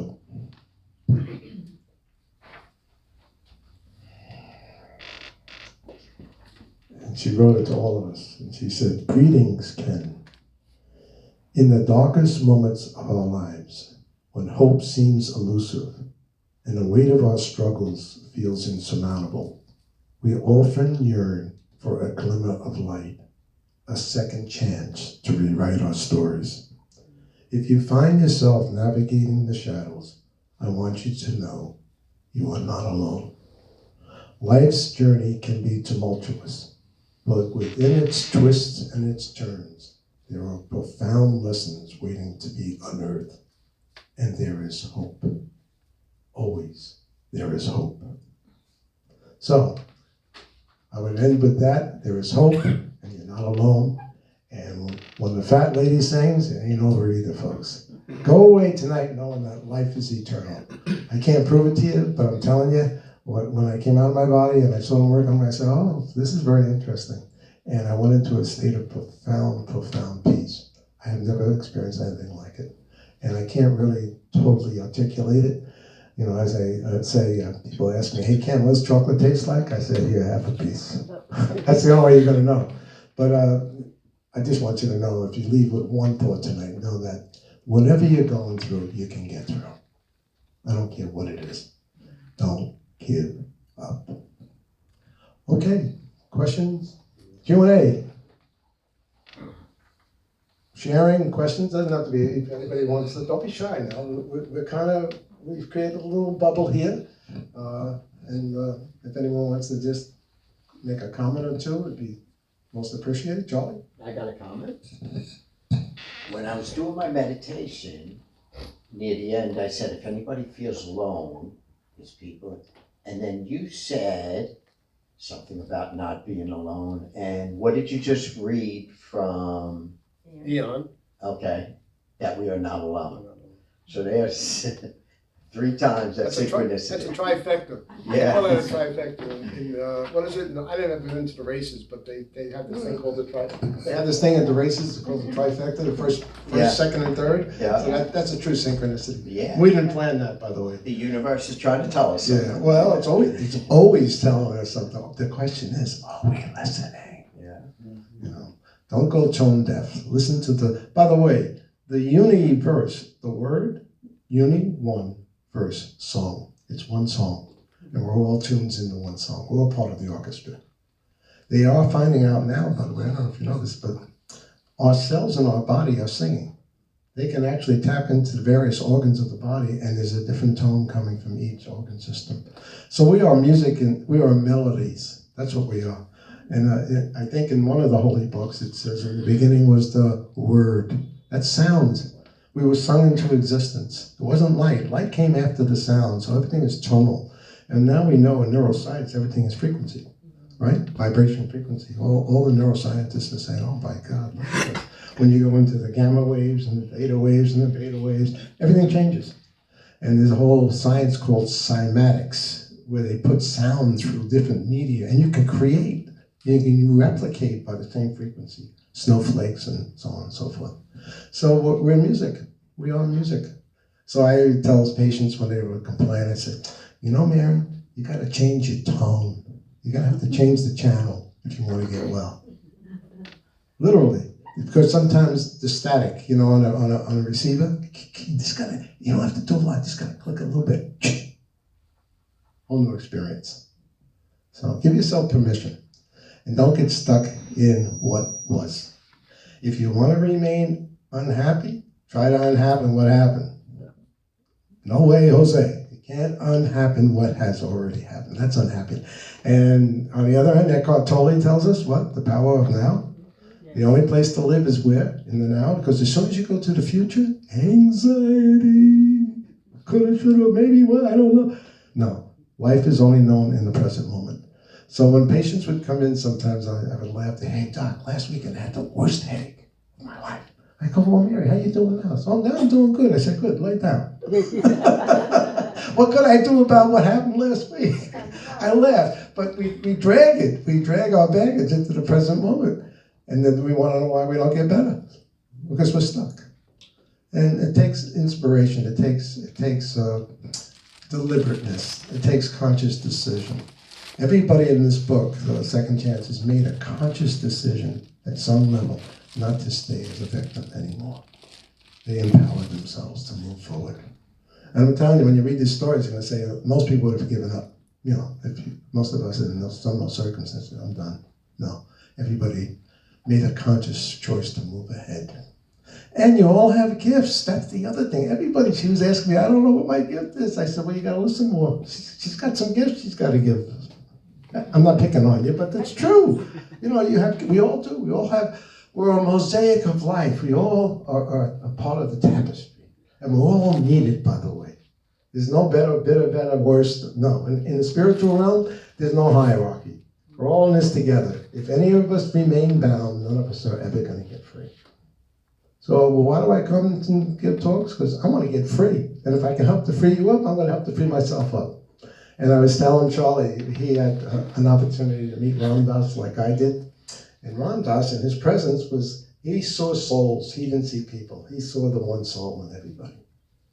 He was unconditional. He wasn't judging us straight, gay, rich or poor, Jew, Gentile. It didn't matter. These are temporary iterations of who we are. And when you see, basically God is in drag in this room. We're all God. We're all an aspect of the one. Let me put it that way. So start seeing each other in that way. I don't care what package you come in. Underneath, she's black, I'm white, I cut her, she bleeds, I bleed, same blood. Just a different package. So, all right, any other, I'm talking too much. Someone say something, please. There's got to be a comment. I just love that song. What did you say it was? It was beautiful. It really touched my soul. Okay, so the song is called No Mud, No Lotus, and the artist, his name is Bob Sima, S-I-M-A, and his wife is Shannon, and they have, you Googled him, he's quite accomplished. He's got maybe 50 albums, and Where the Light Gets In is their website, Where the Light Gets In. It's in the womb, by the way, Where the Light Gets In, and where the love comes out. We get wounded, the light, and the love. It's an exchange, The song, the words, you can Google it and you get the songs. It's true. No mud, no lotus. So sometimes, I'm curious, how do you know if it's like synchronicity or just like magical thinking? Like, okay. If I'm just like, if I'm almost like creating things, but it's like, I'm not sure if it's really a synchronicity. I'm kind of just like trying to like put two things together that are not really connected. Okay. So a true synchronicity has some kind of meaningfulness to it. There's a reason. It's not just a random coincidence. Coincidences are random. But synchronicity is when you connect the dots. Oh my God, I met Charlie so I could find a place to live. I've been looking for a place to live, and he tells me he's a contractor and he's got a new house and blah, blah, and boom, I listen. So synchronicity is how the universe is really designed. We're not just flotsam and jetsam bumping into each other randomly. No, everyone you meet is a student or a teacher to you in some way. Pay attention, ask questions. If you want to have more synchronicity in life, just start asking people, hey, where are you from? What are you doing here? Now in Florida, I walk the beach, 3-4 times a week with Judy. Do we need people, Judy? And we have had incredible synchronicities. But they usually ask, I usually ask them when they ask me, so, hey, Doc, where are you from? And I look at them, and depending on their level of awareness, because not everybody's got the light on, some people's lights are very low. But if they got the light on, I say, well, I'm from the same place you're from. And I go like this, pointing up, meaning, from the invisible, that's what I mean. They either get it or they don't. If they don't get it, I say, I'm from New Jersey. Oh, yeah, I can recognize your accent. But invariably, they'll say to me, the next thing they'll say to me is, what are you doing here? And I look at them and I say, well, I'm just visiting. Aren't we all? Either they get it or they don't. We're just visiting, folks, in a nanosecond in eternity. And thank God we recognize each other when we meet. There are tribes. We come as tribes. This is not our first rodeo. And some people, when I met my so-called spiritual teacher, I sat in a room with 200 people. In the back of the room, I was the professor at the college, and he came to talk. And I'll never forget. He stands there for about 2 minutes. He doesn't say a word. He just looks around the room. And then my eyes meet his eyes. And you know what happened next? Everybody else disappeared in the room. He came that day to remind me of who I was. And I thought I was in love with him. Not sexually, but in love with him. And he says, no, Ken, you're in love with the parts of me that are in you. It's a reflection for you. And I need you not to adulate me, but I need you to stand by me, side by side, and we serve together. It wasn't a guru thing. A true teacher will never make you feel less than. And that's the truth. There's no hierarchy here. We're all in different states of evolution. But at the deepest level, there's only one of us in this room. That's how I see it. That's my cosmology. That's how I live my life. And it's a fun way to live. It's a fun way, and it's exciting. I met Al sitting on my parents' bench. Right, Al? Big Al, I call him. He's sitting on the bench. I said, you come here? He says, yeah, I come here all the time. I said, well, that's my mama and papa's bench. He wrote a book on that bench, he told me. Isn't that true, Al? 30 years. Yeah, he wrote a book. And then we went down a rabbit hole. I said, no, I'm going to gift you my book. I gave him the book that night, right? Synchronicity. Then, I don't know, a couple of months later, we wound up there, pull up the same time, same day. I walk in the park, I walk in the park, but he's there every day, but I come different times than we met since then. And now he's here, part of this family. And he was involved with this organization 30 years ago. That's right. Yeah. And he's got the Bridge of Truth. If you want to, can I give you a little appetite? Absolutely. The Bridge of Truth YouTube channel. Yeah, go on the Bridge of Truth YouTube channel. Al Leone. Yeah. Unbelievable stuff he's done. Yeah, about 110 videos, including you. Yeah, there you go. There you go. All right. I think if there's not any more questions, it's 9 o'clock. We'll say goodnight for tonight. And listen, tell your friends about the Metaphysical Center. This place should be overflowing with people. There are a lot of people seeking out there, and tell them this is a place they can come and. No. Don't point that microphone directly at the speaker. That's the reason you're having the problem. Okay, don't point the microphone at the speaker. Anyway, so tell your friends about the Metaphysical Center. We're going to reignite this place, okay? This used to be one of the most vibrant organizations in the whole state of New Jersey. Hundreds, thousands of people would come to the fairs. COVID put them down the tubes, and so Billy stepped up. I'm here to help him, Charlie, other people, Harriet, there's other people here who have been around a long time. And so Don Yard, I never met you, but thank you. And thank you, Jean Munzer, who were the originators here. She was one of my patients and friends. And so I feel an obligation, really, to come and revitalize this movement. Because people are looking for answers. And they need to meet other kindred spirits. So thank you for having me. By the way, we have people in on the Zoom, on the live stream. Not everybody who's here is here. There are people on the live stream, so there's a whole other audience that's not physically present. Great. Well, hello, live streamers. We're happy to have you. And this will be saved after the fact, too. So And it'll be put on our website for people. It'll be saved, and people can tap in and get this information again. Exactly. Thanks, Harriet. Yeah, so for you folks who enjoyed tonight, if you have friends that did not get a chance to come or live stream, tell them in about a week or so it will be up on the website, and they can go on there, and then they can look at all past events, and they can register just like you registered, and they will get the entire stream. So Ken, thank you so much. Appreciate it again. Thank you. folks, look forward to seeing you next month here, June 8th. Our next Saturday lecture will be a gong show, or probably called a sound bath meditation center, right? Oh, I like that. So my good friend David Karlberg, who's a drummer and a bong, he studied with masters of the gong, so he'll come with about 4 or 5 or maybe a dozen different giant gongs. All right, he'll probably lecture a bit because I told him the format of it, so he'll probably lecture a bit in the beginning, probably brief up. We'll have a break, and then he'll put us through a sound bath meditation. It'll be absolutely phenomenal. So please tell your friends about it. It's June 8th. Yes, Harry.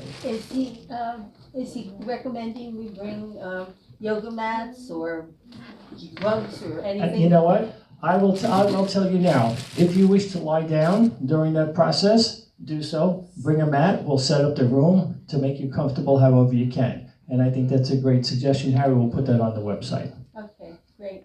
But I've experienced that. In fact, when he first started that, I was in a men's group with him called the Mankind Project. And he said, guys, I'm learning this thing. Can I bring it over to your house? So I was at my house. He had these 4 giant gongs. And we were just bathing there. I said, oh, David, you got to do this. So he's been doing it at different yoga centers. And he's done it for the Metaphysical Center in Paramus many years ago. And so, yeah, okay, it's fabulous. So he'll do it again here, June 8th.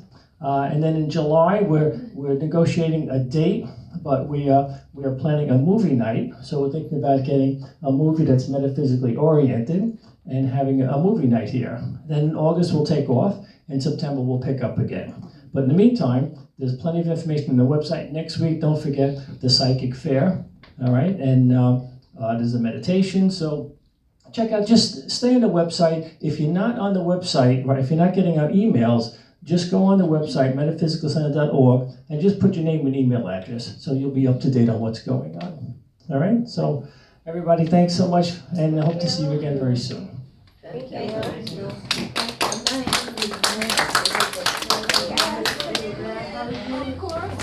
By the way, if anyone wants my be on my website, just sign up. I put out all kinds of things. So, how does it, where do I? We'll exchange numbers, and then when you're free, whatever time works, we'll do it. Sometimes I